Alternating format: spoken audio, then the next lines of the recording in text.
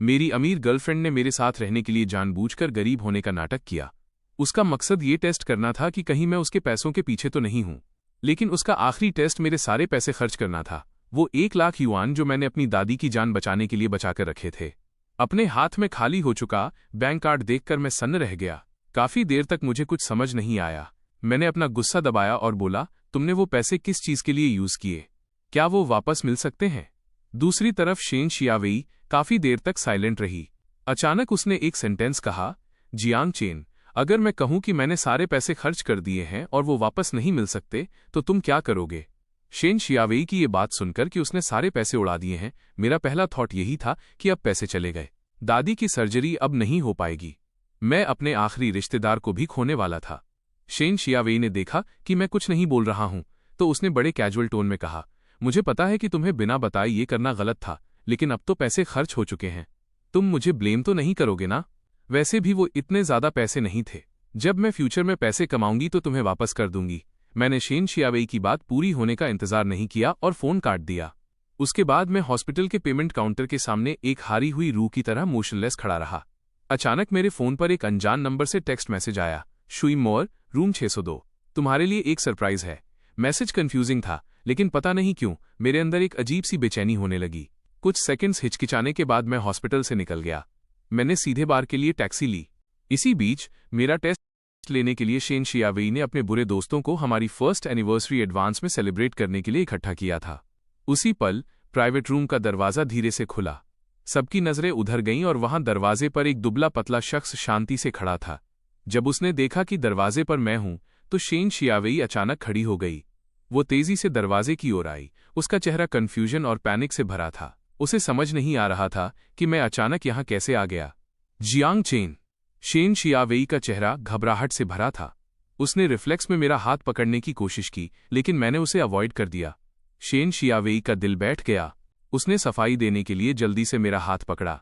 Jiang chain, जैसा तुम सोच रहे हो वैसा नहीं है। मुझे एक्सप्लेन करने दो।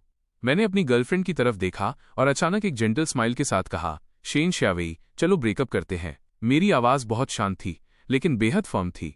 शेन शियावेई एक पल के लिए दंग रह गई, फिर उसने पागलों की तरह सिर हिलाया। नहीं नहीं नहीं, मैं ब्रेकअप नहीं करूंगी जियांग चेन। मैं सब एक्सप्लेन कर सकती हूं। मैं वाकई एक्सप्लेन कर सकती हूं। मैंने जबरदस्ती शेन का हाथ झटक दिया। मेरी आवाज अभी भी जेंटल पर फर्म थी। शेन शियावेई, मुझे जाने दो। मेरी बस एक रिक्वेस्ट है, मेरे पैसे वापस कर दो। 1 साल साथ रहने के बाद शेन शियावेई जानती थी कि मैं जो कहता हूं वही करता हूं। एक बार मैंने कोई डिसीजन ले लिया तो उसे कोई नहीं बदल सकता था। अगर मैंने कह दिया कि मुझे ब्रेकअप करना है तो मैं कभी पीछे मुड़कर नहीं देखूंगा। लेकिन शेन शियावेई ब्रेकअप नहीं करना चाहती थी, क्योंकि उसने मेरे साथ हमेशा रहने के लिए बहुत कुछ झेला था। उसने मिन्नत की, जियांग चेन, मैं तुमसे भीख मांगती हूं, क्या हम ब्रेकअप न करें? मेरी नज़र रूम में मौजूद हर किसी पर गई। आखिर में मेरी नज़र सीन नियन पर टिकी। सीन एक कोने में बैठा था जिसे शेन शियावेई नहीं देख सकती थी। उसने मेरी तरफ एक मॉकिंग स्माइल दी, जैसे उसके होंठ कह रहे हों, तुम मेरा मुकाबला नहीं कर सकते। मैंने उसे इग्नोर किया और शेन शियावेई की तरफ देखा। मैं धीरे से बोला, ठीक है, हमें ब्रेकअप करने की जरूरत नहीं है, बस मुझे अभी 1 लाख युआन दे दो। मुझे सिर्फ वो 1 लाख चाहिए। शेन शियावेई का एक्सप्रेशन थोड़ा परेशान सा हो गया। उसने अपने होंठ चबाए। जियांग चेन, क्या तुम कल तक का वेट कर सकते हो? कल मैं तुम्हें जितने चाहे उतने पैसे दे सकती हूं, प्लीज।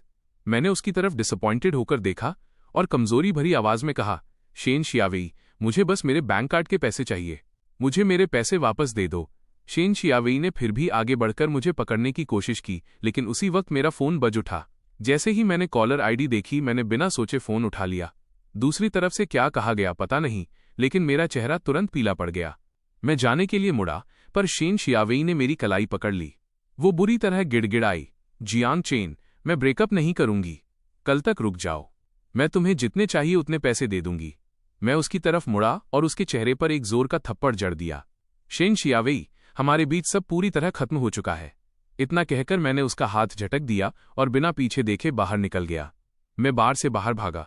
आधी रात हो चुकी थी, सड़कें खाली थीं और टैक्सी ना के बराबर थीं। अभी जो कॉल आया था वो हॉस्पिटल से था। डॉक्टर ने कहा कि मेरी दादी की कंडीशन खराब हो गई है और मुझे तुरंत हॉस्पिटल आने को कहा। ये खबर सुनकर मुझे लगा जैसे आसमान टूट पड़ा हो। मैं किसी भी तरह हॉस्पिटल पहुंचना चाहता था। मेरे पास शेन शियावेई के साथ अपनी सिचुएशन के बारे में सोचने का बिल्कुल भी टाइम नहीं था, लेकिन 10 मिनट से ज्यादा वेट करने के बाद भी सड़क पर एक भी गाड़ी नहीं थी। तभी दूर से एक मेबैक धीरे धीरे आती दिखी। मुझे हॉस्पिटल पहुंचने की बहुत जल्दी थी। मैंने अपने दांत भींचे और सड़क के बीचों बीच दौड़ गया। शांत सड़क पर ब्रेक लगने की एक तेज आवाज गूंजी। मैंने धीरे से अपनी आंखें खोलीं और देखा कि मेबैक मुझसे 5 सेंटीमीटर से भी कम दूरी पर रुकी थी। ये लगभग मुझे उड़ा ही देती। मेरे पास डरने का वक्त नहीं था। मैं कार की तरफ भागा और ड्राइवर की विंडो पर हाथ मारा। कार की विंडो नीचे हुई। ड्राइवर ने मुझे टेंशन वाले एक्सप्रेशन के साथ देखा और पूछा, बेटा क्या तुम ठीक हो? मैंने जवाब दिया, मैम मैं आपसे भीख मांगता हूं, क्या आप मुझे हॉस्पिटल तक राइड दे सकती हैं? ड्राइवर ने झिझकते हुए पीछे की सीट की तरफ देखा। वहां एक एलिगेंट लेडी बैठी थी। मैं समझ गया कि ड्राइवर को पीछे बैठी उस औरत की बात माननी होगी, इसलिए मैं सीधा पीछे की सीट की तरफ गया और विंडो नॉक की। मिस, क्या मैं आपको एक राइड के लिए तकलीफ दे सकता हूं? मेरी दादी की कंडीशन क्रिटिकल है। मैं हॉस्पिटल पहुंचने की जल्दी में हूं। प्लीज मेरी मदद कीजिए। ड्राइवर ने मेरी बात सुनी। उसे थोड़ा बुरा लगा। उस औरत ने धीरे से सिर हिलाया। ड्राइवर खुश हो गई और उसने जल्दी से मुझे फ्रंट सीट पर बैठने को कहा। जैसे ही मैं बैठा, मुझे एक अच्छी फ्रैग्रेंस आई। इससे मेरा परेशान मूड थोड़ा शांत हुआ। कार सड़क पर तेज रफ्तार से दौड़ने लगी। आधे घंटे बाद कार हॉस्पिटल के एंट्रेंस के सामने रुकी। मैंने जल्दी से शुक्रिया कहा। फिर मैं तुरंत कार से उतरा और सीधा ऑपरेटिंग रूम की तरफ भागा। ड्राइवर ने मुझे जाते हुए देखा। वो पीछे की सीट पर बैठी लेडी की तरफ मुड़ी और पूछा, मिस, अब हमें क्या करना चाहिए? ड्राइवर की बात पूरी होने से पहले ही उसने देखा कि पीछे बैठी लेडी ने कार का दरवाजा खोला और हॉस्पिटल के अंदर जाने लगी। ड्राइवर ने भी देर नहीं की और उसके पीछे चल दी। उन दोनों ने जल्दी ही मुझे ऑपरेटिंग रूम के दरवाजे के सामने खड़ा पाया। दादी को इमरजेंसी ऑपरेटिंग रूम में ले जाया गया था। मुझे वहां खड़े हुए ज्यादा देर नहीं हुई थी कि एक नर्स बाहर भागी आई। उसने मुझसे सर्जरी की फीस भरने को कहा। मैंने पेमेंट स्लिप को कसकर पकड़ा। मेरी उंगलियां सफेद पड़ गई थीं, लेकिन मेरे पास बिल्कुल भी पैसे नहीं थे। तभी पीछे से उस लेडी की आवाज आई, टिंग, जाओ हॉस्पिटल की फीस जमा कर दो। ड्राइवर यांग टिंग तुरंत आगे बढ़ी, मेरे हाथ से पेमेंट स्लिप ली और सीधे पेमेंट काउंटर की तरफ चली गई। मैं ब्लैंक आंखों से बाई लुओ यान को देखता रहा। मेरी आंखें थोड़ी लाल थीं। मैंने कहा, थैंक यू, मैं आपका वाकई बहुत शुक्रगुजार हूं। बाई लुओ यान के एक्सप्रेशन नहीं बदले। उसने बस अपने बैग से एक साफ हैंकरचिफ निकाला और मेरी तरफ बढ़ाया। ये कोई बड़ी बात नहीं है। मैंने रुमाल ले लिया। मेरा गला जैसे भर आया था। मुझे बहुत अनकंफर्टेबल महसूस हो रहा था। इस मोमेंट पर एक अजनबी की इस दयालुता की वजह से मेरे अंदर दबा हुआ सारा दुख फूट पड़ा। बाई लुओ यान ने मेरी तरफ देखा, लेकिन सांत्वना का एक शब्द भी नहीं कहा। वो बस शांति से मेरे बगल में खड़ी रही। यांग टिंग बहुत जल्दी वापस आ गई। उसने पहले बाई लुओ यान की तरफ देखा, फिर मुझे ढांढस बंधाने के लिए पास आई। अब और मत रो, फीस जमा कर दी गई है, तुम्हारी दादी जरूर ठीक हो जाएंगी। मेरे आंसू बूंद बूंद करके गिर रहे थे, रुकने का नाम ही नहीं ले रहे थे। ये देखकर बाई लुओ यान यांग टिंग के पास गई। दोनों ने आपस में कुछ फुसफुसाया और यांग टिंग मुस्कुराते हुए वहां से चली गई। 10 मिनट बाद यांग टिंग हाथ में एक बैग लेकर वापस आई। वो तेजी से दौड़कर आई और मेरे हाथों में गर्म मिल्क टी का कप थमाते हुए बोली, थोड़ी मिल्क टी पी लो, इससे तुम्हें अच्छा फील होगा। मैंने लाल आंखों से यांग टिंग की तरफ देखा और उसे थैंक यू कहने ही वाला था कि यांग टिंग ने कहा, ये सब मेरी बॉस ने खरीदने के लिए कहा था। मैंने वापस बाई लुओ यान की तरफ देखा और कहा, थैंक यू। मुझे नहीं पता कि आज रात मैंने कितनी बार थैंक यू कहा था। 2 घंटे बाद ऑपरेटिंग रूम के दरवाजे आखिरकार धीरे से खुले। डॉक्टर बाहर आए। मैंने नर्वस होकर उनकी तरफ देखा और पूछा, डॉक्टर, मेरी दादी कैसी हैं? डॉक्टर का चेहरा दुख से भरा था। Mister Jiang, I am sorry. हमने अपनी पूरी कोशिश की। मेरे पैर लड़खड़ा गए और मैं गिरते गिरते बचा। यांग टिंग ने तुरंत आगे बढ़कर मुझे सपोर्ट दिया। मेरे आंसू फिर से बहने लगे। डॉक्टर शायद इस सीन के आदी थे। उन्होंने हमदर्दी से कहा, बूढ़ी औरत के पास अब बहुत कम समय बचा है, आप उनसे आखिरी बार मिल लीजिए। कुछ ही देर बाद दादी को व्हीलचेयर पर बाहर लाया गया। मैं उनके पीछे पीछे वार्ड तक गया। बाई लुओ यान भी पीछे पीछे आई। यांग टिंग भी कुदरती तौर पर साथ आई, लेकिन उन दोनों में से कोई भी कमरे के अंदर नहीं गया। वे बस दरवाजे पर खड़े रहे। वार्ड में मैंने दादी का झुर्रियों वाला हाथ अपने चेहरे से लगाया। मैंने उनका हाथ इतनी मजबूती से पकड़ रखा था जैसे मुझे डर हो कि अगर मैंने ढील दी तो वो अगले ही पल मुझे छोड़कर चली जाएंगी। लेकिन मुझे पता था कि ये सिर्फ खुद को धोखा देना था। दादी, मेरी आवाज रुंध गई थी। हॉस्पिटल बेड पर लेटी वो बुजुर्ग औरत पीली पड़ चुकी थी। मेरी आवाज सुनकर उन्होंने धीरे से अपनी आंखें खोलीं। मेरी लाल आंखें देखकर उनके चेहरे पर एक प्यारी सी मुस्कान आ गई। उन्होंने पहले की तरह धीरे से मेरा चेहरा सहलाया। तुम रो क्यों रहे हो? क्या किसी ने शियाओ चेन को परेशान किया है? दादी को बताओ। दादी तुम्हें इंसाफ दिलाएगी। मेरे आंसू टूटे हुए मोतियों की माला की तरह गिर रहे थे। मैं उन्हें रोक नहीं पा रहा था। मैंने सिसकते हुए कहा, दादी प्लीज मुझे छोड़कर मत जाओ। उनकी आंखें भी नम हो गईं। उन्होंने बड़ी मुश्किल से अपना हाथ उठाया और धीरे से मेरा सिर सहलाया। दादी अब तुम्हारे साथ और नहीं रह सकती। दादी मैं आपसे भीख मांगता हूं, प्लीज मत जाइए। हॉस्पिटल के कमरे से आ रही मेरी चीखें सुनकर बाहर खड़ी यांग टिंग की आंखें भी भर आईं। लेकिन बाई लुओ यान के एक्सप्रेशन अभी भी नहीं बदले थे। हालांकि उसकी नजरें मुझ पर ही टिकी थीं। टेस्ट के लिए स्ट्रॉ ले लो, उसकी आवाज शांत हॉलवे में गूंजी। यांग टिंग एक पल के लिए हैरान रह गई। फिर उसने तुरंत खुद को संभाला और कहा, जी मिस। यांग टिंग ने वो मिल्क टी का कप लिया जिससे मैंने अभी पिया था और वहां से चली गई। बाई लुओ यान मुझे हॉस्पिटल रूम में ऐसे देख रही थी जैसे कुछ फुसफुसा रही हो। कमरे के अंदर मैंने अपनी दादी का हाथ मजबूती से पकड़ा हुआ था। शायद उन्हें कुछ एहसास हो गया था। उन्होंने एक ठंडी आह भरी। अगर तुम खुश नहीं हो तो ब्रेकअप कर लो। मैं बस तुम्हें खुश देखना चाहती हूं। मैं फूट फूट कर रोने लगा। मैंने उनका हाथ पकड़ लिया और कुछ देर तक रोता रहा। दादी ने ही खुद को पहले संभाला। उन्होंने अपने हाथ से मेरे आंसू पोंछे। मेरे पास अब ज्यादा वक्त नहीं है। कुछ बातें हैं जो मैं तुम्हें बताना चाहती हूं। मैं इतना ज्यादा रो रहा था कि बोल नहीं पा रहा था, फिर भी मैंने अपने आंसू रोकने की कोशिश की। कहिए दादी, मैं सुन रहा हूं।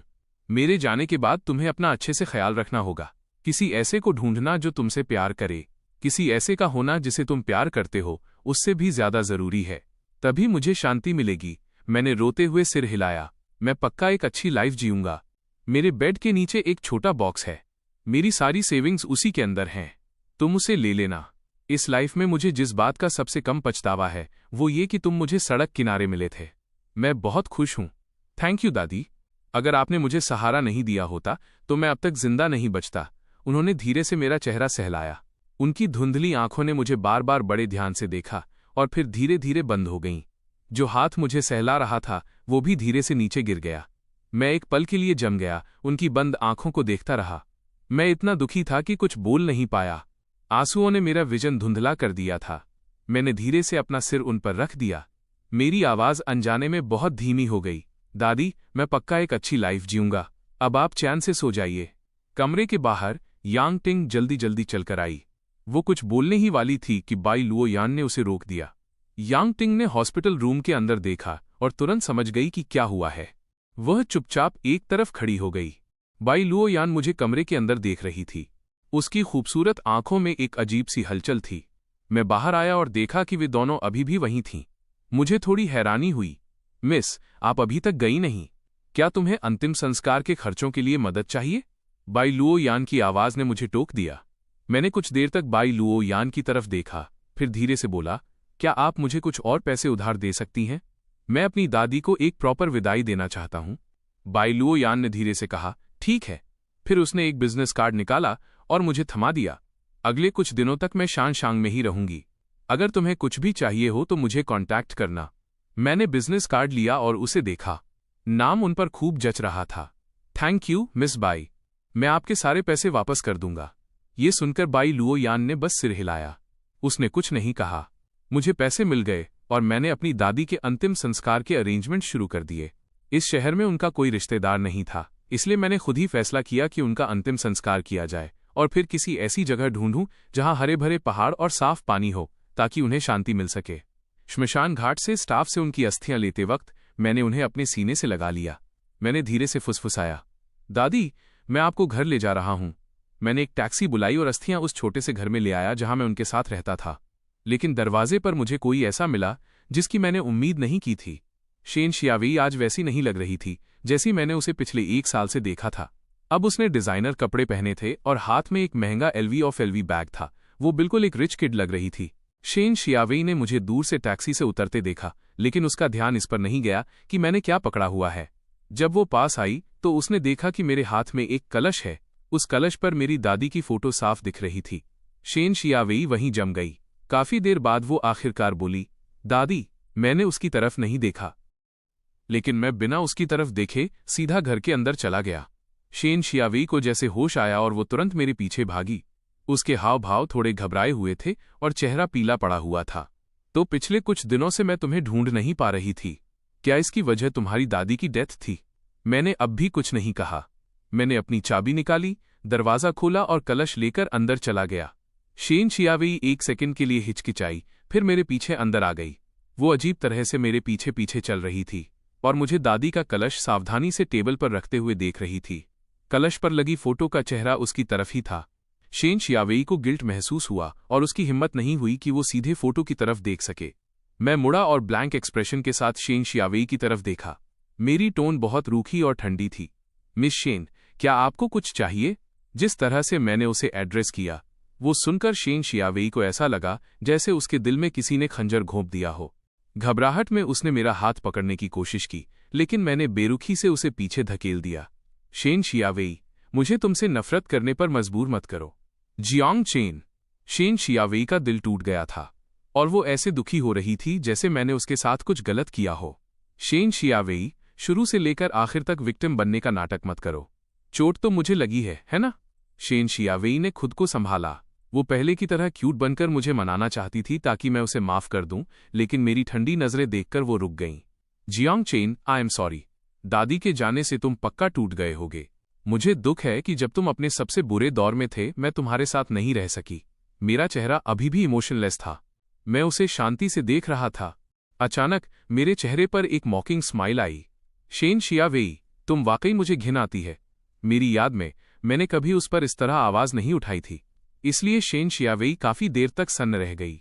शेन शियावेई, जाओ यहां से, मैं तुम्हें फिर कभी नहीं देखना चाहता। शेन शियावेई को होश आया और उसने पागलों की तरह मेरी कलाई पकड़ ली। वो बड़ी आजीजी से गिड़गिड़ाई, मुझे सच में पता है कि मैंने गलती की है। क्या तुम मुझे इस एक बार माफ कर सकते हो? मुझे पता है दादी की मौत तुम्हारे लिए एक बहुत बड़ा झटका है।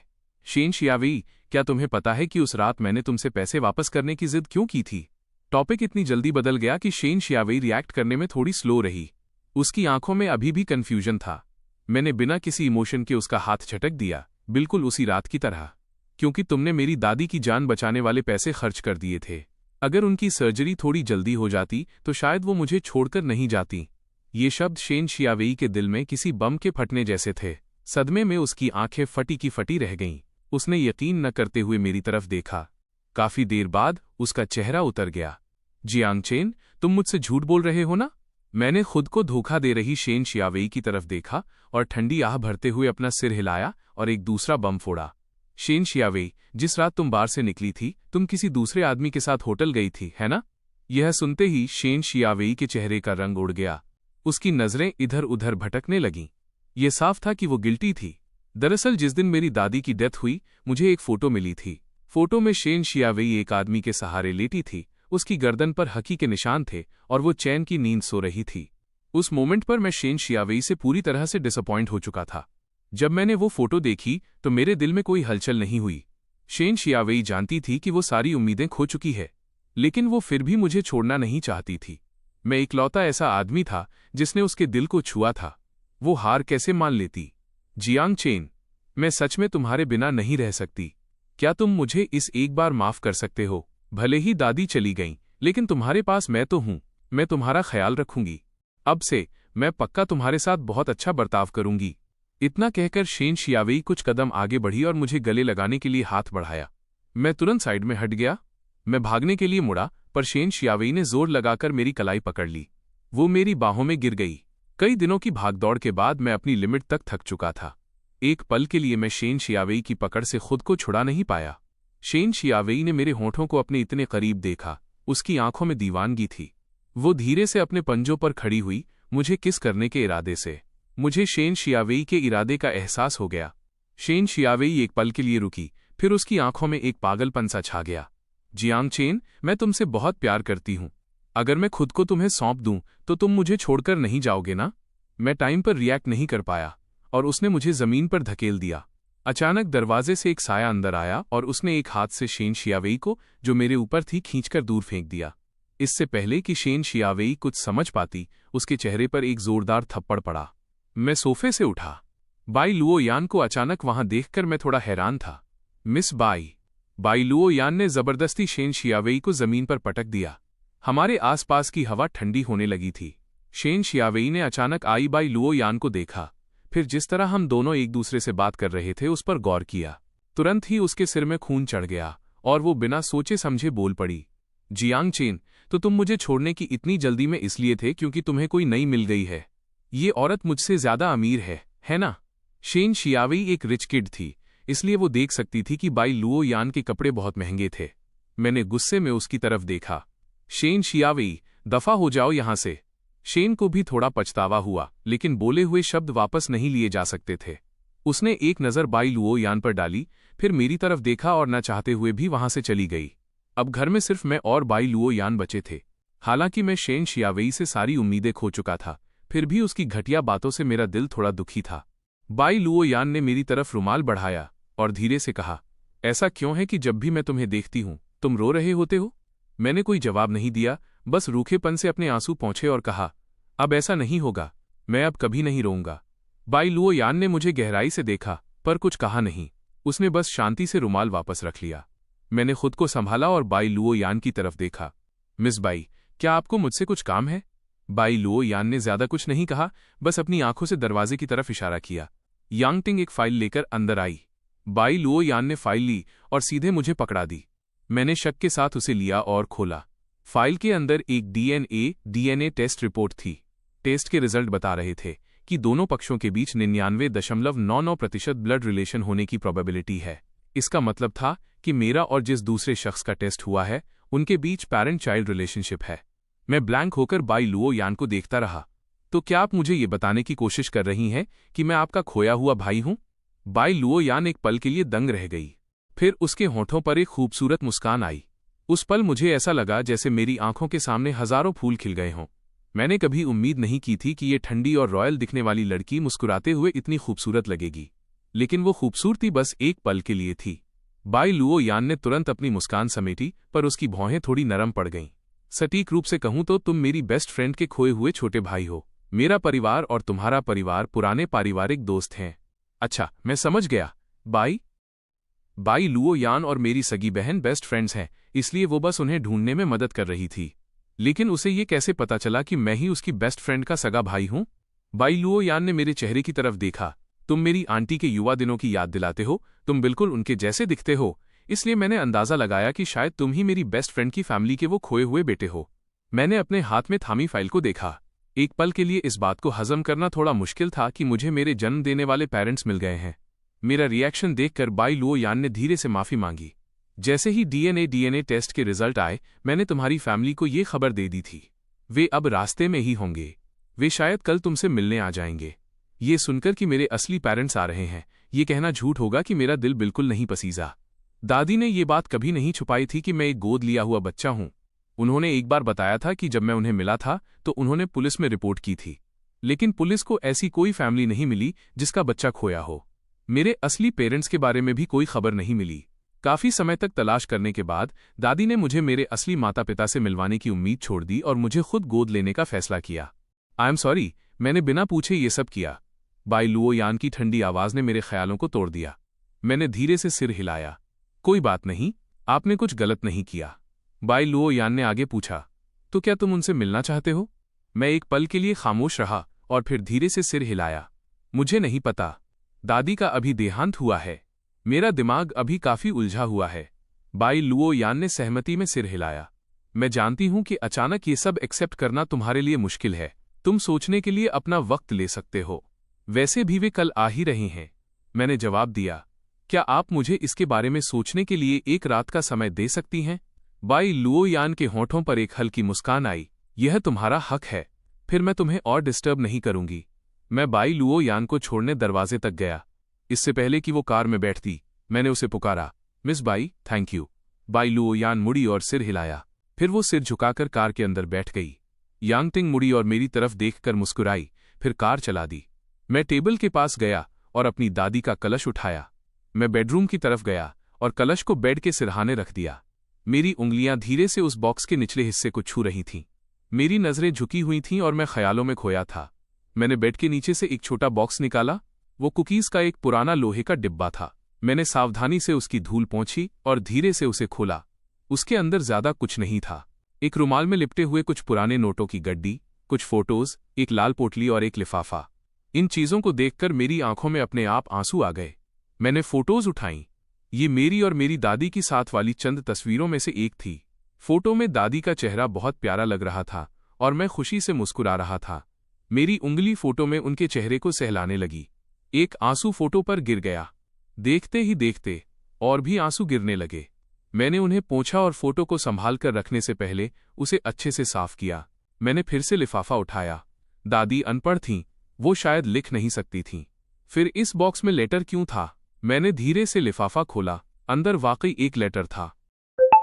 दादी ने अपने जीते जी किसी लिखने वाले से अपने लिए यह लेटर लिखवाया था। लेटर में दादी ने लिखा था कि उन्हें पता था कि वो ज्यादा समय तक मेरे साथ नहीं रह पाएंगी।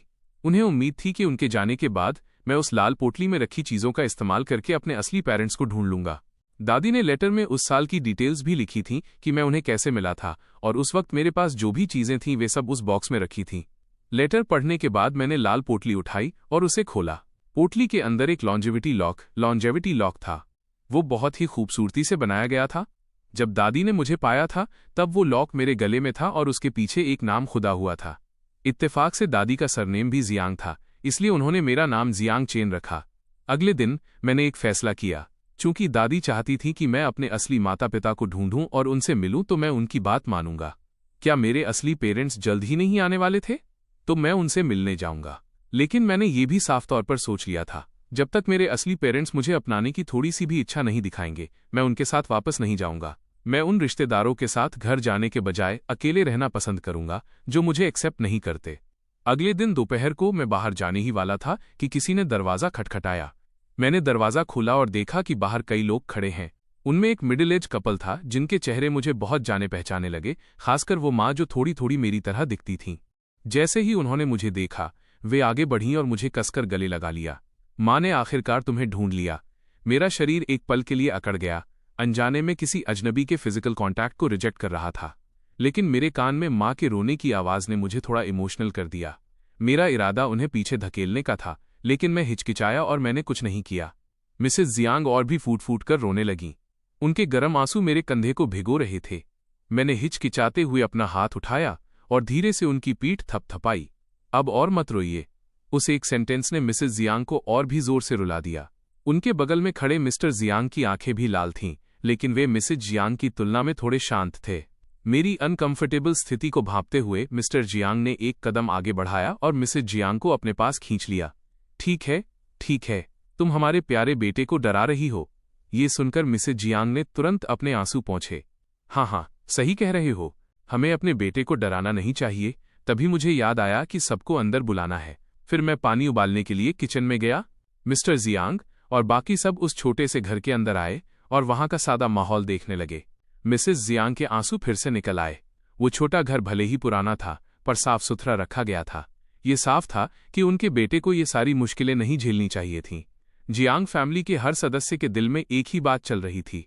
इस बार पूरी जियांग फैमिली आई थी, मिस्टर जियांग, मिसेस जियांग और उनके 2 बच्चे।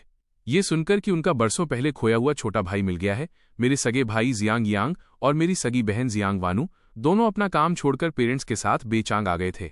अभी जब दरवाज़ा खुला था तो दोनों भाई बहन ने मेरा चेहरा देखा और कंफर्म कर लिया कि उनके सामने खड़ा ये नौजवान वाकई जियांग फैमिली का खोया हुआ खजाना है, क्योंकि मेरा चेहरा और मिसेस जियांग का जवानी का चेहरा बिल्कुल एक जैसा था। इसके अलावा बाई लुओ यान की डीएनए रिपोर्ट से सब कुछ पहले ही तय हो चुका था।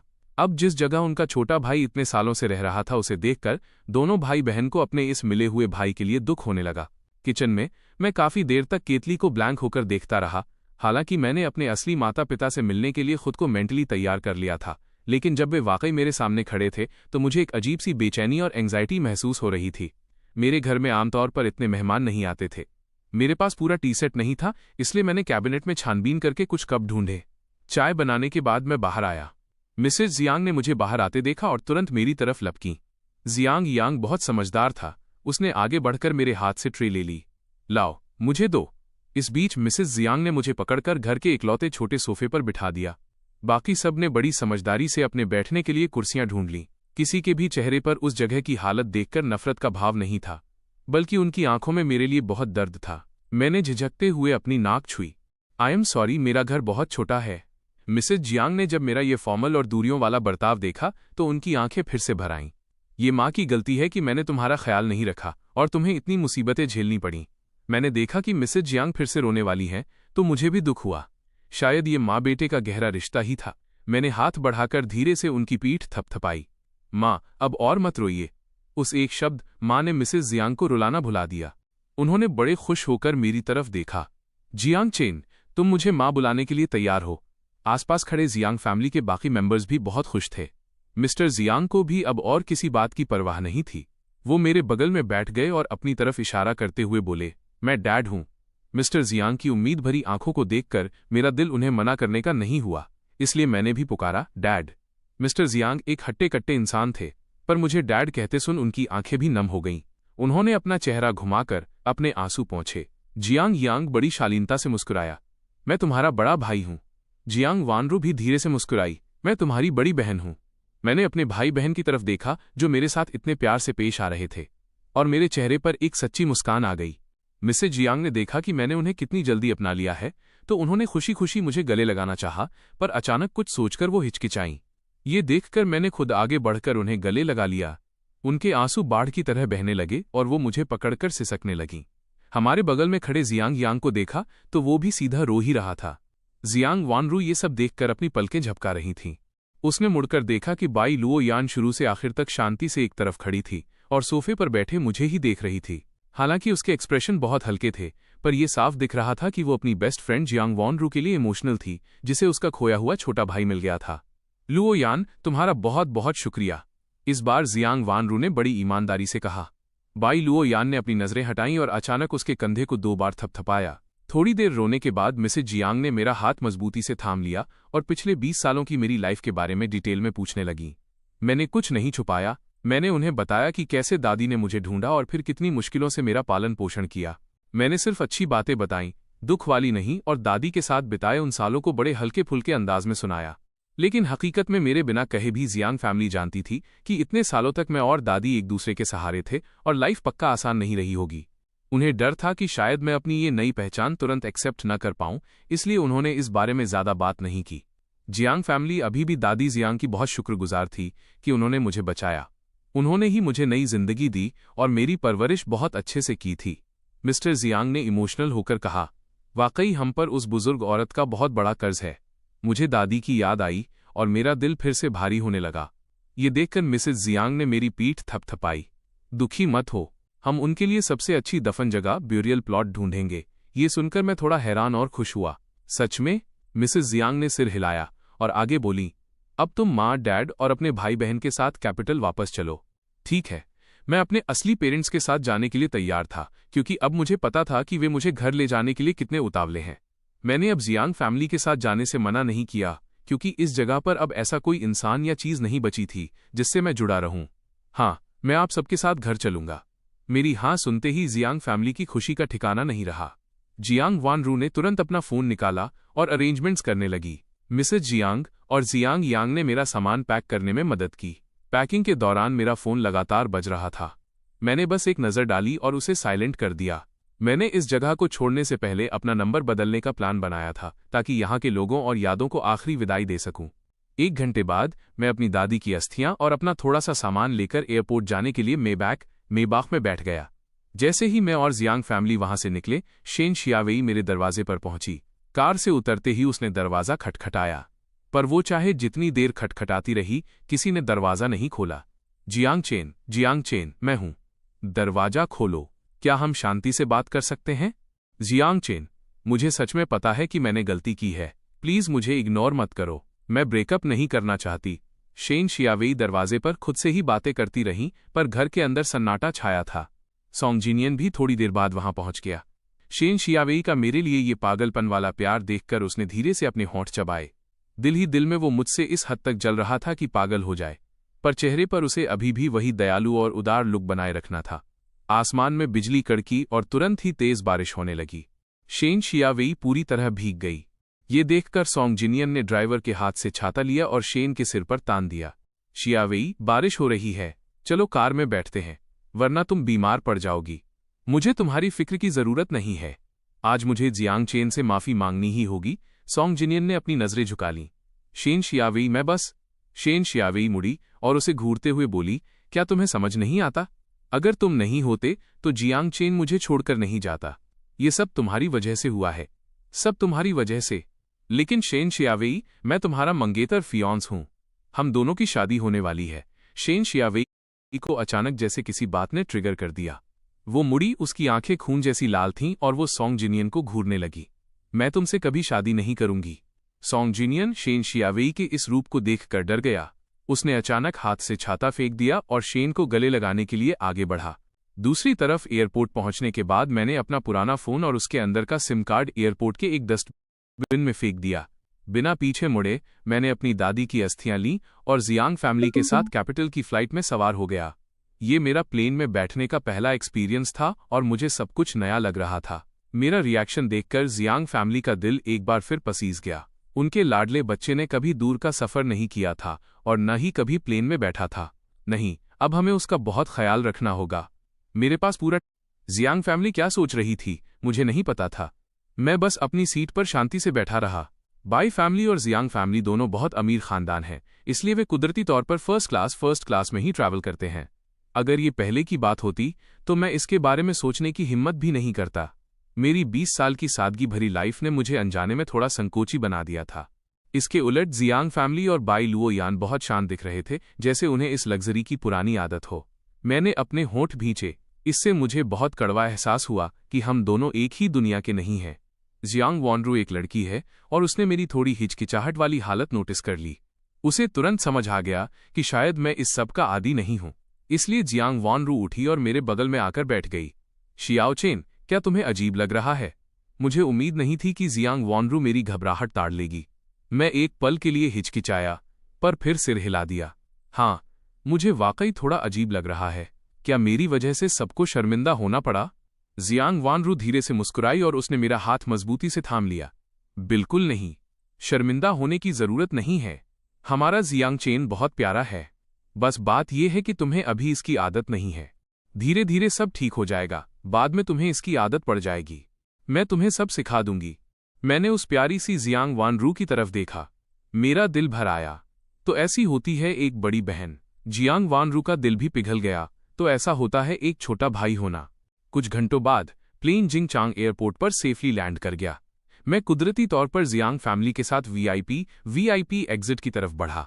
जब हम जिंगचांग पहुंचे तो शाम हो चुकी थी।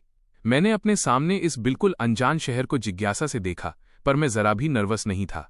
यही वो जगह है जहां मुझे बड़ा होना चाहिए था। एयरपोर्ट के वीआईपी एग्जिट के बाहर कई लग्जरी कारें पहले से ही वेट कर रही थीं। एक मिडिल एज आदमी जो बटलर जैसा लग रहा था, जियांग फैमिली को देखते ही मुस्कुराया और ग्रीट करने के लिए आगे आया। मास्टर, मैडम, बड़े छोटे मालिक, बड़ी छोटी मालकिन और मंझले छोटे मालिक, सेकंड यंग मास्टर। ये पहली बार था जब मुझे मंझला छोटा मालिक बुलाया गया। ये फीलिंग काफी नई थी, पर फिर भी मैंने बटलर को देखकर एक पोलाइट स्माइल दी। बटलर दंग रह गया।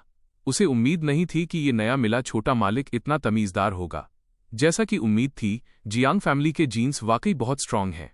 भले ही छोटा मालिक इतने सालों तक खोया रहा, पर उसकी हड्डियों में समाये हुए ये बेहतरीन जीन्स कभी नहीं बदलेंगे। लग्जरी कार के अंदर काफी जगह थी, पर जियांग फैमिली का कोई भी मेंबर अलग कार में नहीं जाना चाहता था, इसलिए वे सब एक ही कार में ठुस गए। बाई लुओ यान भी समझदारी से जियांग फैमिली की कार में बैठ गई, जबकि कई कारें खाली थीं। सुबह जियांग फैमिली से मिलने के बाद से मुझे बाई लुओ यान से बात करने का मौका नहीं मिला था। इस वक्त बाई लुओ यान मेरे ठीक सामने बैठी थी। मैं मुस्कुराया और बोला, मिस बाई, थैंक यू। इस थैंक यू के बहुत मायने थे। मेरी दादी की मदद करने के लिए शुक्रिया और मुझे मेरी फैमिली से मिलाने के लिए शुक्रिया। बेचांग छोड़ने से पहले दादी की सर्जरी के लिए मैंने पड़ोसियों से काफी पैसे उधार लिए थे। मेरा इरादा था कि मैं हर घर जाके पैसे वापस करूंगा, पर मेरे सगे भाई जियांग यांग ने मुझे बताया कि उन लोगों की मदद के बदले सारे कर्ज चुका दिए गए हैं। जियांग फैमिली ने उन्हें शुक्रिया के तौर पर कुछ गिफ्ट्स भी दिए। जब मुझे ये पता चला तो मुझे एक बार फिर एहसास हुआ कि जियांग फैमिली मुझे कितनी अहमियत देती है। मैंने सिर उठाकर बाई लुओ यान की तरफ देखा। चेहरा अभी भी वही ठंडा और रॉयल था, पर मुझे उसमें थोड़ी सी नरमी दिखी। इतना फॉर्मल होने की जरूरत नहीं है, ये मेरा फर्ज था। मुझे महसूस हुआ कि मेरे दिल की धड़कन थोड़ी तेज हो गई है। मैंने शर्माकर अपना सिर झुका लिया। मेरी हिम्मत नहीं हुई कि मैं दोबारा लुओ यान की तरफ देखूं। ये देखकर मेरे बगल में बैठी मिसेस जियांग ने मिस्टर जियांग को एक नज़र देखा। वे एक दूसरे की आंखों का इशारा समझ गए। दोनों ने एक दूसरे को देखकर स्माइल की और मुझे और बाई लुओ यान को और भी ज्यादा प्यार भरी नजरों से देखने लगे। जियांग वानरू अपनी बेस्ट फ्रेंड और अपने छोटे भाई के बीच की इस केमिस्ट्री को देखकर मन ही मन मुस्कुरा रही थी। मुझे नहीं पता कि हम कितनी देर से कार में थे, पर बाहर का नजारा अब धीरे धीरे बदलने लगा था। भीड़ भाड़ वाली सड़कों की जगह अब जंगलों ने ले ली थी। मैंने शक के साथ अपना सिर घुमाकर जियांग वानरू की तरफ देखा। जियांग वानरू मुस्कुराई, मेरा सिर सहलाया और बोली, यहां से लेकर ये पूरा पहाड़ बाई फैमिली की प्रॉपर्टी है। जियांग और बाई फैमिली के पुराने पुश्तैनी घर इसी पर बने हुए हैं। हैरानी से मेरा मुंह खुला का खुला रह गया। हालांकि मुझे पता था कि बाई और जियांग फैमिली के पास पैसा है, पर पूरा पहाड़ अपना होना कुछ ज्यादा ही था। पर हकीकत में ये तो सिर्फ शुरुआत थी। एक टॉप टियर फैमिली होना कोई छोटी बात नहीं थी। कार आधे घंटे तक पहाड़ पर ऊपर चढ़ती रही। दूर से मुझे एक बड़ा सा लोहे का गेट दिखा। जैसे ही कार पास पहुंची, गेट धीरे से खुल गया। मेरी आंखों के सामने दो आलीशान विला थे। सही कहूं तो वे दो बड़े आंगन वाले पुश्तैनी घर थे। आलीशान चाइनीज स्टाइल के आंगन वाले घर अगल बगल खड़े थे। वहां छोटे पुल थे जिनके नीचे पानी बह रहा था और कलाकारी से सजाए गए पत्थर थे। कार से उतरने के बाद मैंने अपने सामने की उस शानदार आर्किटेक्चर को देखा और दंग रह गया। मिसेज जियांग ने मेरा हाथ पकड़ा और धीरे से मुस्कुराईं। जियांग चेन, ये तुम्हारा घर है। लेफ्ट वाला बाई फैमिली का पुश्तैनी घर है और राइट वाला हमारे जियांग खानदान का। मैंने उन दो लगभग एक जैसे घरों को देखा और मन ही मन बाई और जियांग फैमिली की दोस्ती की दाद दी। इतने करीब रहना तो एक बात थी, पर उनके पुराने घर भी बिल्कुल एक जैसे थे। अचानक लेफ्ट वाले घर से कुछ लोग भागते हुए बाहर आए। सबसे आगे एक प्यारी और शालीन दिखने वाली बुजुर्ग महिला थीं। बाई फैमिली की दादी ने लाल रंग का चौंगसाम पहना था। वो तेजी से हमारी तरफ आईं। उनके पीछे एक कपल और कुछ मेड्स थीं। धीरे चलिए माँ, अगर मैं और लेट हुई तो मैं अपने होने वाले पोते दामाद ग्रैंडसन इन लॉ को नहीं देख पाऊंगी। मैं कंफ्यूज था। मेरा भाई जियांग यांग? मेरी नज़र लुओ यान और उसके बगल में खड़े जियांग यांग पर गई। वे दोनों साथ में वाकई बहुत अच्छे लग रहे थे। अपने छोटे भाई की नज़र भांपते ही जियांग यांग तुरंत कुछ कदम साइड हट गया और लुओ यान से दूरी बना ली। मैं सोच ही रहा था कि तभी बाई फैमिली की दादी सीधा मेरे पास दौड़ कर आईं। उन्होंने मुझे ऊपर से नीचे तक बार बार देखा। मेरा पोता दामाद कितना हैंडसम है। मेरा सिर सवालों से भर गया। तो जिस पोते दामाद की बात वो बुजुर्ग महिला कर रही थी, वो मैं था। मैंने सोचा चूंकि वो बड़ी हैं तो उन्हें खुद आगे बढ़कर ग्रीट करना गलत नहीं होगा। दादी। हैरानी की बात यह थी कि जैसे ही मेरे मुंह से दादी शब्द निकला, बाई फैमिली की दादी की आंखें चमक उठीं। उन्होंने सबसे शेखी बघारते हुए कहा, मेरे पोते दामाद ने मुझे दादी बुलाया। उसी पल बाई कपल भी वहां पहुंच गया। बाई दादी की बात सुनकर उन्होंने हार मानकर अपना सिर हिलाया। मैं इस नज़ारे को देखकर सन्न था। अब ये क्या सिचुएशन है? क्या मेरा बचपन से ही कोई अरेंज मैरिज तय है? बाई दादी कुछ और बोलने ही वाली थीं कि तभी लुओ यान अचानक धीरे से बोली, दादी, जियांग चेन अभी अभी वापस आया है, उसे डराओ मत। बाई फैमिली की दादी ने अपनी पोती की तरफ देखा, फिर अपने पोते दामाद की तरफ। बाई लुओ यान मुड़ी और जियांग कपल से बोली, अंकल जियांग, आंटी जियांग, मैं अपनी दादी और पेरेंट्स को पहले वापस ले जाती हूँ। ठीक है, ठीक है। पिछले 2 दिनों में तुमने काफी मेहनत की है। कुछ दिनों में साथ मिलकर खाना खाते हैं। इतना कहकर लुओ यान मुड़ी और अपनी दादी का हाथ थामकर बाई कपल के साथ चली गई। बेचारे मिस्टर और मिसेस बाई को अपने दामाद से एक शब्द भी बोलने का मौका नहीं मिला और उनकी बेटी उन्हें जबरदस्ती वहां से ले गई। मिसेस जियांग मेरा हाथ पकड़कर राइट साइड वाले घर की तरफ ले गईं। दूर से ही मैंने देखा कि मेन गेट पर लोगों की 2 कतारें खड़ी थीं। जैसे ही हम करीब पहुंचे, उन सबने एक साथ कहा, घर में आपका स्वागत है छोटे मालिक। मैं इस नज़ारे से थोड़ा चौंक गया। फिर संभलने के बाद मैं थोड़ा इमोशनल हो गया। इस मोमेंट पर मुझे वाकई एहसास हुआ कि मैं घर आ गया हूं। मिस्टर और मिसेस जियांग ने मेरा एक एक हाथ पकड़ा और घर के अंदर ले गए। जियांग यांग और जियांग वानरू हमारे पीछे पीछे अंदर आए। बटलर ने पहले ही लेट नाइट मील, रात का खाना तैयार कर रखा था और बस जियांग फैमिली के लौटने का इंतजार था। मैंने जियांग हाउस में कदम रखा। मेरे आसपास की हर चीज बिल्कुल अनजान थी, पर हर कोने से लग्जरी झलक रही थी। जैसा सोचा था, अमीरों की जिंदगी वाकई अलग होती है। यहाँ तक कि डाइनिंग टेबल भी बहुत बड़ा था। हालांकि उन्होंने जानबूझकर कोई छानबीन नहीं की थी, फिर भी मिसेज जियांग ने पहले ही मेरी पसंद नापसंद के बारे में पूछ लिया था, ताकि मेट्स ने जो खाना तैयार किया था वो सब मेरी पसंद का हो। खाना खाने के बाद मिसेज जियांग एक्साइटेड होकर मुझे मेरे रूम में ले गईं। जियांग कपल का रूम 2nd फ्लोर पर था, जबकि हम तीनों भाई बहनों के कमरे 3rd फ्लोर पर अरेंज किए गए थे। उनमें से मेरा कमरा 3rd फ्लोर पर सबसे अच्छी लाइटिंग वाला था। मिसेज जियांग ने दरवाज़ा खोला। कमरे का लेआउट देखते ही मेरी आंखों में चमक आ गई। जियांग चेन, मुझे तुम्हारी पसंद नहीं पता थी, इसलिए मैंने अपनी मर्जी से ये रूम अरेंज कर दिया है। अगर तुम्हें कुछ भी पसंद ना आए तो बस कह देना, मैं तुरंत किसी से इसे बदलवा दूंगी। जिस छोटे घर में मैं बड़ा हुआ था उसके मुकाबले मेरे पास रहने के लिए कोई खास डिमांड्स नहीं थीं। ये जगह तो ज़रूरत से ज़्यादा कंफर्टेबल थी, और उस रूम की वो बड़ी फ्लोर टू सीलिंग विंडो, अर्श से फर्श तक वाली खिड़की तो कमाल की थी। बाहर कदम रखते ही पूरे पहाड़ का खूबसूरत नज़ारा दिखता था। मम्मी, कुछ भी बदलने की ज़रूरत नहीं है, मुझे ये बहुत पसंद आया। ये जगह मेरे पुराने घर से कहीं ज़्यादा बेहतर है। ये सुनकर मिसेस जियांग की आंखें फिर से भर आईं। ऐसा लग रहा था कि जब से वो मुझसे मिली हैं बस आंसू ही बहा रही हैं। मुझे थोड़ा दुख हुआ और मैंने उनका हाथ थाम लिया। मैं लोगों को चुप कराने में बहुत अच्छा नहीं हूं। मम्मी, दुखी मत होइए, अब मैं आपके पास वापस आ गया हूं। मिसेस जियांग ने रोना बंद किया और मुस्कुरा दी। उन्होंने अपने आंसू पोंछे। मेरा जियांग चेन सही कह रहा है, तुम वापस आ गए हो, तुम मेरे पास वापस आ गए हो जियांग चेन। अब से मम्मी तुम्हारा दोगुना ख्याल रखेंगी। माँ बेटे ने थोड़ी देर और बातें की और फिर मिसेस जियांग न चाहते हुए भी वहां से चली गईं। उनके जाने के बाद मैंने उस बिल्कुल नए माहौल को देखा और अपने नए कमरे का एक छोटा सा टूर लेने का फैसला किया। मेरा नया रूम बहुत बड़ा था, यहाँ तक कि उस छोटे घर से भी बड़ा जिसमें मैं और दादी रहते थे। आसपास घूमकर मुझे एहसास हुआ कि यहाँ की लग्जरी मेरी इमेजिनेशन से भी परे थी। फिर मैंने कमरे की बाकी जगह देखी और पाया कि मेरा रूम बगल वाले एक और रूम से कनेक्टेड था। वो एक स्टडी पढ़ने का कमरा था जिसे क्लासिकल स्टाइल में सजाया गया था। मुझे ऐसा लगा जैसे मैं टाइम ट्रेवल करके पीछे चला गया हूँ। स्टडी में किताबों से भरी दो बहुत ऊंची और बड़ी अलमारियां थीं। वहां भी एक बड़ी फ्लोर टू सीलिंग विंडो थी। उसे खोलते ही एक लंबा हवा में लटका हुआ गलियारा, सस्पेंडेड कॉरिडोर दिखा। उस लंबे गलियारे का दूसरा सिरा भी एक कमरे से जुड़ा था। मुझे जिज्ञासा हुई तो मैं दबे पांव उस गलियारे पर चल पड़ा। बिल्कुल वैसी ही एक स्टडी की विंडो के सामने खड़ा होकर मैंने अंदर झांका। अंदर बिल्कुल अंधेरा था। मैं एक पल के लिए हिचकिचाया। मैंने उसे धीरे से धक्का दिया और पाया कि दरवाज़ा खुला था। मैंने हैंडल घुमाया और दरवाज़ा खोला। ठीक उसी वक्त कमरे के दूसरे छोर से किसी और ने भी दरवाज़ा खोला। लाइट्स जल उठीं। बाई लुओ यान और मैं दोनों बाथरोब पहने हुए एक दूसरे को साफ देख रहे थे। हम दोनों अभी अभी शावर लेकर निकले थे। हम दोनों ही सन्न रह गए। फिर मेरी नज़रें अनजाने में लुओ यान की गोरी छाती पर पड़ गईं, जो बाथरोब की वजह से थोड़ी खुली हुई थी। लुओ यान ने एक पल की हैरानी के बाद खुद को संभाला। मुझे अपनी छाती की तरफ घूरते देख उसके होठों पर एक हल्की मुस्कान आई। क्या ये सुंदर है? सॉरी। मैंने झटके से लुओ यान की स्टडी का दरवाज़ा बंद कर दिया। मैं पागलों की तरह उस लंबे गलियारे से वापस अपने स्टडी में भागा और दरवाज़ा बंद कर लिया। मैं दरवाजे से सटकर जोर जोर से सांस लेने लगा, पर मेरे दिमाग में बाथरोब पहने लुओ यान की इमेज बार बार घूम रही थी। मेरे गाल जलने लगे। मैंने अपने हाथ से खुद को हवा दी ताकि चेहरे की गर्मी कम हो सके, पर लुओ यान की वो इमेज दिमाग से हटने का नाम ही नहीं ले रही थी, जिससे शांत होना मेरे लिए इम्पॉसिबल हो गया था। मेरे रूम की स्टडी बगल वाली बाई लुओ यान की स्टडी से कनेक्टेड है। क्या हमारे कमरे इतने करीब हैं? मुझे लगा कि अगर मैंने इस बारे में और सोचा तो मेरा दिमाग सच में फट जाएगा।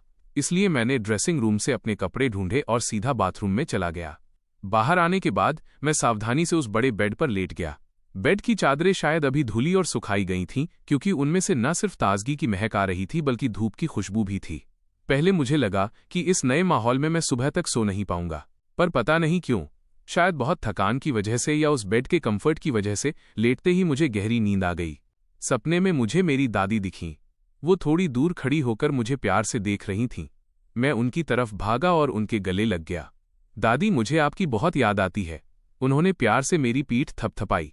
अच्छा बच्चा, अब मैं चैन से जा सकती हूँ। जब उन्होंने कहा कि वो जाना चाहती हैं तो मैंने उन्हें और कसकर पकड़ लिया। काफी देर बाद मैंने ना चाहते हुए भी उन्हें जाने दिया। मैंने उन्हें एक प्यारी सी मुस्कान दी। दादी, आप अपनी अगली जिंदगी में बहुत खुश रहना। उन्होंने सिर हिलाया। उनकी आकृति धीरे धीरे रोशनी की बूंदों में बदल गई और मेरी आंखों के सामने से गायब हो गई। मैंने हाथ बढ़ाया, कुछ पकड़ना चाहा, पर हाथ में कुछ नहीं आया। अगले दिन सुबह सुबह मेड्स को रसोई से बर्तनों के खटकने की आवाज आई। वे एक दूसरे को देखने लगीं और जल्दी से किचन में गईं। उन्होंने देखा कि जो मंझला छोटा मालिक कल ही घर लौटा था, वो अब एप्रन पहनकर खाना बना रहा है। आवाज सुनकर मैंने अपना सिर घुमाया और मुस्कुराया। मेरी बात सुनकर मेड्स वहीं सन्न रह गईं। होश में आते ही वे तुरंत आगे बढ़ीं और मेरे हाथ से पलटा स्पैचुला छीन लिया। मंझले छोटे मालिक, आप इतनी जल्दी क्यों उठ गए? ये सब काम हम पे छोड़ दीजिए। अगर मालिक और मालकिन को पता चला तो हमारी शामत आ जाएगी। मैंने मुस्कुराते हुए उनकी बात काटी। मैं मम्मी पापा से इस बारे में बात कर लूंगा। मैं जल्दी जाग गया था, इसलिए मैंने बस ब्रेकफास्ट बना लिया। मेट्स ने फिर एक दूसरे की तरफ देखा। छोटे मालिक, अगर आप हमारा काम कर लेंगे तो हम क्या करेंगे? पहले मैंने सिर्फ जियांग फैमिली के लिए खुद ब्रेकफास्ट बनाने के बारे में सोचा था, पर इस पहलू पर मेरा ध्यान नहीं गया। मैंने माफी मांगते हुए उनसे कहा, आई एम सॉरी, मैं बस अपने पेरेंट्स के लिए पर्सनली नाश्ता बनाना चाहता था। आज आखिरी बार है, आगे से आप ही लोग कीजिएगा। ये सुनकर मेट्स ने चैन की सांस ली। मुझे वाकई थोड़ी शर्मिंदगी महसूस हुई, ऐसा लगा जैसे मैंने किसी की रोजी रोटी ही छीन ली हो। मिसेस जियांग जब सोकर उठीं तो सबसे पहले मेरे कमरे में आईं, पर काफी देर खटखटाने के बाद भी अंदर से कोई आवाज नहीं आई। उन्हें लगा मैं अभी सो रहा हूं। नतीजा ये हुआ कि वो मिस्टर जियांग और मेरे भाई बहन जब नीचे आए तो उन्होंने मुझे ब्रेकफास्ट टेबल पर लगाते हुए देखा। कदमों की आहट सुनकर मैंने सिर उठाया तो देखा जियांग फैमिली के चारों मेंबर्स वहां हैरान खड़े थे। मेरे चेहरे पर एक बड़ी मुस्कान आ गई। मम्मी, पापा, भाई, दीदी, मैंने ब्रेकफास्ट बना लिया है, आइए खाइए। वे चारों होश में आए और जल्दी से नीचे आकर डाइनिंग टेबल के पास खड़े हो गए। टेबल पर चाइनीज और वेस्टर्न दोनों तरह का ब्रेकफास्ट था। जियांग वानरू ने अपनी पलकें झपकाते हुए पूछा, जियांग चेन, क्या ये सब तुमने बनाया है? मैंने शर्माते हुए सिर हिलाया, पर क्रेडिट लेने का मेरा कोई इरादा नहीं था। मैं जल्दी उठ गया था तो बस थोड़ा बहुत बना लिया।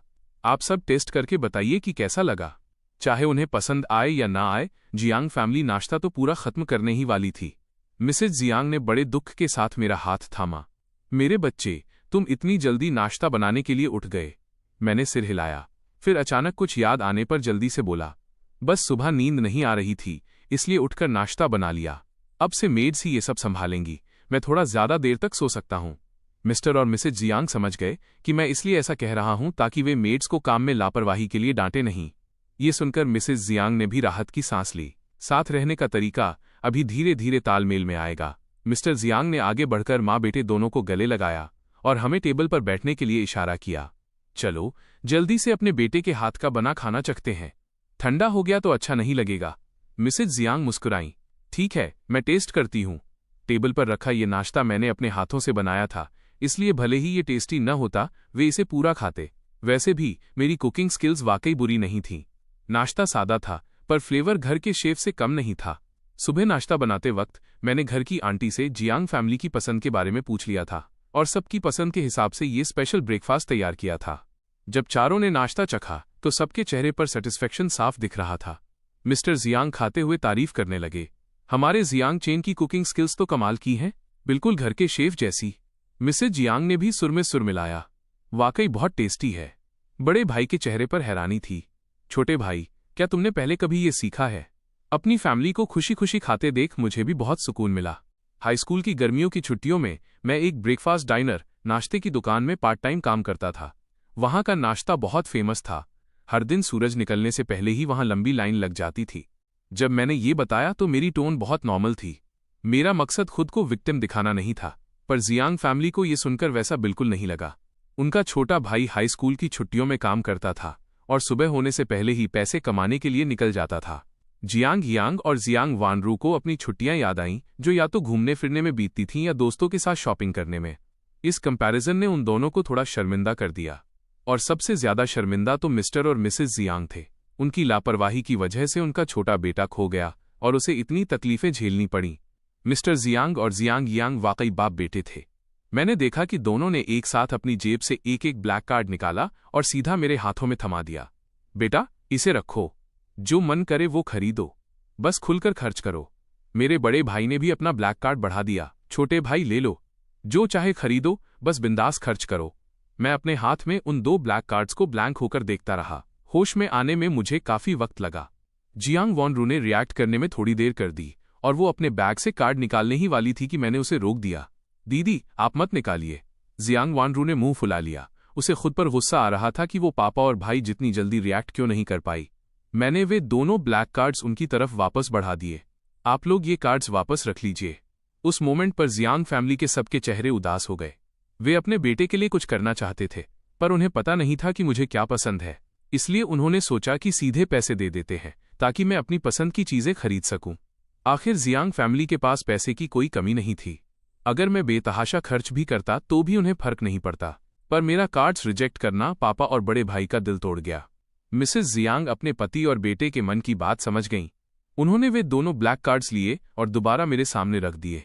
तुम्हारे पापा और भाई बस इसकी भरपाई करना चाहते हैं, इसे बिना किसी झिझक के एक्सेप्ट कर लो। मैंने मम्मी की तरफ देखा, फिर पापा और भाई के उदास चेहरों की तरफ और आखिरकार कार्ड्स ले लिए। वैसे भी मेरे पास पैसे खर्च करने की ज्यादा जगह नहीं थी। अगर उन्हें खुशी मिलती है तो कार्ड्स रखने में क्या हर्ज है। तभी मेन गेट से कुछ लोग अंदर आए। ये बाई फैमिली के चारों मेंबर्स थे। दरअसल बाई फैमिली की एक और बेटी भी है, पर वो अभी पढ़ाई के लिए विदेश में है और वापस नहीं आ पाई। बाई दादी के पहुंचने से पहले ही उनकी आवाज आ गई, पोते दामाद, दादी तुमसे मिलने आई है। जियांग फैमिली के सब लोग उनके स्वागत के लिए खड़े हो गए। बाई दादी ने टेबल पर नाश्ता सजा देखा तो हैरानी से पूछा, छोटे जियांग, क्या तुम्हारी फैमिली ने ब्रेकफास्ट शेफ बदल दिया है? मिस्टर जियांग ने बड़े गर्व से मेरी तरफ देखा। यह जियांग चेन है जो सुबह जल्दी उठकर यह सब बना रहा था। बाई दादी, क्या आपने? जैसे ही बाई फैमिली की मुखिया दादी ने सुना कि उनके पोते दामाद ने नाश्ता बनाया है, वो तुरंत टेबल पर बैठ गईं और चॉपस्टिक्स उठाकर खाने लगीं। ये देखकर मैं बोल पड़ा, दादी बाई प्लीज 1 मिनट रुकिए। बाई दादी की चॉपस्टिक्स हवा में ही रुक गईं। सबने देखा कि मैं तेजी से किचन में भागा और कुछ हल्की फुल्की डिशेज, लाइटर डिशेज बाहर ले आया। मैंने वो नाश्ता उनके सामने रखा। सबकी नजरें खुद पर देख मैं थोड़ा शर्मा गया। मैंने सुना था कि शायद बाई दादी आ रही हैं, इसलिए मैंने स्पेशली आपके लिए ये हल्का नाश्ता बनाया है। बुजुर्गों के लिए सुबह हल्का खाना ही बेहतर होता है। बाई और जियांग फैमिली का हर सदस्य जानता था कि बाई दादी को चटपटा और तेज मसालेदार खाना पसंद है और उन्हें फीका या हल्का खाना सबसे ज्यादा नापसंद था। लुओयान कुछ बोलने ही वाली थी कि उसने देखा बाई दादी ने बड़े चाव से वो हल्का नाश्ता उठाया और खाने लगीं। उनके चेहरे पर नापसंदगी या मजबूरी का एक भी निशान नहीं था। इस बार सब वाकई हैरान थे। बाई दादी मुझे देखकर मुस्कुराते हुए खा रही थीं। मेरा पोता दामाद ही मेरा सबसे ज्यादा ख्याल रखता है। बाई कपल ने बेबसी से एक दूसरे को देखा। क्या वे अपनी माँ का ख्याल नहीं रखते थे? उन्होंने कितनी बार उन्हें हल्का खाना खाने की सलाह दी थी, पर क्या दादी ने कभी उनकी सुनी?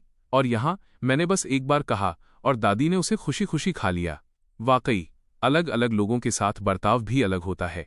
मिस्टर जियांग मुस्कुराए और उन्होंने बाई फैमिली को बैठने के लिए कहा। दरअसल मैंने बाकी तीनों के लिए भी अलग से नाश्ता तैयार किया था। एक ही मील से मैंने बाई फैमिली का दिल जीत लिया था। जब मैं लुओयान के पास नाश्ता लेकर गया तो मुझे अचानक कल रात वाला वो ऑकवर्ड इंसिडेंट याद आ गया और मेरे गाल तुरंत लाल हो गए। पर बाई लुओयान ने ऐसे रिएक्ट किया जैसे कुछ हुआ ही न हो। अपने सामने नाश्ता और ब्लैक कॉफी का कप देखकर उसकी गहरी आंखों में एक चमक आ गई। थैंक यू, उसकी साफ और मीठी आवाज मेरे कान में गूंजी। मेरे दिल की धड़कन एक पल के लिए रुक गई। Mention not, your welcome. सबने हम दोनों के बीच की ये केमिस्ट्री देखी और एक दूसरे को जानकार नजरों से देखा। डाइनिंग टेबल पर दोनों फैमिलीज बहुत खुश और मिलनसार थीं। बातचीत बहुत अच्छी चल रही थी। मैं बहुत ज्यादा बोलने वाला इंसान नहीं हूं, इसलिए मैं बस शांति से एक तरफ बैठकर सुनता रहा। खाने के बाद अचानक मेरे बगल से एक सुरीली आवाज आई, बाहर टहलने चलें? जैसे ही मैंने सिर उठाया, लुओयान पहले से ही मेरे बगल में खड़ी थी। वो बस शांति से मुझे देख रही थी। ये सुनकर मिसेस जियांग और मिसेस बाई मुस्कुराईं और हम दोनों को देखने लगीं। टहलना तो अच्छी बात है। दोनों मम्मी की बात सुनकर मुझे लगा कि अगर अब मैंने लुओयान का ऑफर ठुकराया तो ये ठीक नहीं होगा। इसलिए मैं खड़ा हो गया और उसके पीछे लिविंग रूम से बाहर निकल आया। मिसेस जियांग और मिसेस बाई ने उन दोनों को जाते देखा और एक साथ सेटिस्फैक्शन के साथ मुस्कुरा दी। मिसेस बाई धीरे से हंसी। लगता है दोनों बच्चे एक दूसरे को नापसंद नहीं करते। मिसेस जियांग के चेहरे पर भी एक्साइटमेंट था। अगर वाकई उनकी बात बन जाए तो कितना अच्छा होगा। आंगन में मैंने उन करीने से सजाई गई क्यारियों को देखा और महसूस किया कि ऐसे माहौल में टहलने से मेरा मूड काफी बदल गया है। बाई लुओयान जियांग हाउस के पत्थरों वाले रास्ते पर मेरे बगल में खामोशी से चल रही थी। मुझे लगा कि बिना कुछ बोले बस ऐसे ही चलते रहना थोड़ा अजीब है, इसलिए मैं सोचने लगा कि क्या बात की जाए। पर मैं और लुओयान करीब नहीं थे और मुझे समझ नहीं आ रहा था कि उससे क्या बात करूं। अचानक लुओयान बोली, जियांग शेन। इतने अपनेपन से पुकारा जाना मुझे थोड़ा अजीब लगा, पर लुओयान बहुत कैजुअल लग रही थी। उसने अपने सुर्ख होंठों से धीरे से कहा, तुम्हें पता है ना कि हमारी फैमिलीज पीढ़ियों से दोस्त हैं? मैंने सिर हिलाया। हाँ, मुझे पता है। तभी लुओयान ने कहा, तो क्या तुम्हें पता है कि जब तुम पैदा हुए थे तभी से तुम्हारी मेरे साथ बचपन की मंगनी, चाइल्डहुड बिट्रोथल तय हो चुकी थी? मैं हैरानी से लुओयान की तरफ मुड़ा और ब्लैंक होकर अपनी पलकें झपकाने लगा। मुझे एक पल के लिए समझ ही नहीं आया कि क्या रिएक्ट करूं। मुझे वाकई इस बारे में कुछ नहीं पता था। चाहे मेरे मम्मी पापा हों या मेरे भाई बहन, किसी ने मुझे ये बात नहीं बताई थी। शायद उन्हें अभी तक मौका ही नहीं मिला था। पर कल बाई दादी का बर्ताव देखकर और जिस तरह वो मुझे बार बार पोता दामाद बुला रही थीं, मैंने थोड़ा अंदाजा तो लगा लिया था। बस मैं अब तक उस ख्याल को इग्नोर कर रहा था। अब जब बाई लुओ यान ने इतनी सफाई से ये बात छेड़ दी थी तो मुझे लगा कि मैं अब अनजान बनने का नाटक नहीं कर सकता। अमीर खानदानों में बचपन की मंगनी होना एक बहुत ही नॉर्मल बात है। दोनों परिवारों के बड़े एक दूसरे को जानते हैं और उनके बीच बहुत करीबी रिश्ता है। अपने बच्चों को और भी करीब लाना उनके लिए एक बहुत ही साधारण सोच है। लुओ यान रुकी, उसने अपना सिर घुमाया और थोड़ा सा मेरे चेहरे के करीब झुकी। उसके होठों पर एक हल्की मुस्कान थी। तो तुम्हारा क्या ख्याल है? लुओ यान का अचानक इतना करीब आना मुझे थोड़ा घबरा गया। मेरा मन हुआ कि मैं पीछे हट जाऊं, पर मेरे पैर जैसे जम गए थे। लुओ यान को अपनी तरफ घूरते देख मुझे थोड़ी शर्म आने लगी। मैंने झेंपते हुए अपनी नजरें हटा लीं। मैंने अभी इस बारे में कुछ सोचा नहीं है। लुओ यान सीधी खड़ी हो गई। उसकी टोन काफी रिलैक्स थी, जैसे वो इसे पूरी तरह नकार नहीं रही थी। मैं सन्न रह गया। फिर मेरे गाल थोड़े गर्म महसूस होने लगे। मुझे लगा कि लुओ यान ने अभी जो कहा वो थोड़ा एम्बिग्यूअस था। इसके अलावा लुओ यान की बातों से कोई भी ये गलतफहमी पाल सकता था कि वो मुझे पसंद करती है। मैंने खुद को शांत करने की कोशिश की और लुओ यान की तरफ देखा। और आपका क्या? इस मंगनी को लेकर आपके क्या थॉट्स हैं? मुझे नहीं लगता था कि मैं उस टाइप का इंसान हूं जिससे बाई लुओ यान को पहली नज़र में प्यार हो जाए। जब दोनों तरफ के बड़ों ने ये मंगनी तय की थी तो मेरी राय में उन्होंने बाई लुओ यान से नहीं पूछा होगा। शायद लुओ यान इस रिश्ते के खिलाफ हो। लुओ यान ने ज्यादा देर नहीं सोचा। उसकी टोन पहले की तरह ही शांत थी। मुझे इससे कोई ऐतराज नहीं है, तो इसका मतलब है कि तुम इसे पसंद करती हो, है ना? मुझे महसूस हुआ कि मेरे दिल की धड़कन तेज होने लगी है। लुओ यान की इन बातों से हमारे आसपास की हवा में जैसे पिंक बबल्स तैरने लगे थे। ऐसा लग रहा था जैसे लुओ यान कह रही हो कि वो मुझे पसंद करती है। मैंने अपने धड़कते दिल को काबू में किया। तो क्या आप बड़ों की तय की हुई इस मंगनी को एक्सेप्ट करती हैं? बाई लुओ यान ने मेरी तरफ देखा और अचानक हाथ बढ़ाकर मेरी बांह पकड़ ली। उसने कहा, मैं तुम्हारे हाँ कहने का इंतजार कर सकती हूँ। मैं जम गया, उसके चेहरे की तरफ देखने लगा। बाई लुओ यान का वो बेइंतहा खूबसूरत चेहरा। मैं बस देखता ही रह गया। अनजाने में मैं उसमें खो गया। लुओ यान ने मेरा वो दीवाना सा चेहरा देखा और उसके होठों पर एक मुस्कान खिल गई। लगता है तुम्हें मेरा ये चेहरा काफी पसंद आया। होश में आते ही मुझे लगा कि मुझे थोड़ा शांत होने की जरूरत है। फिर मुझे अचानक अपनी एक्स गर्लफ्रेंड की याद आई। काफी देर सोचने के बाद मैं धीरे से बोला, लुओ यान, मुझे आपसे एक बात सच सच कहनी है। लुओ यान को शायद पता था कि मैं क्या कहने वाला हूं। उसके सुर्ख होंठ थोड़े से भिंच गए। तुम मुझे अपनी और अपनी एक्स गर्लफ्रेंड के बारे में बताना चाहते हो? मैं चौंक गया, फिर ईमानदारी से सिर हिलाया।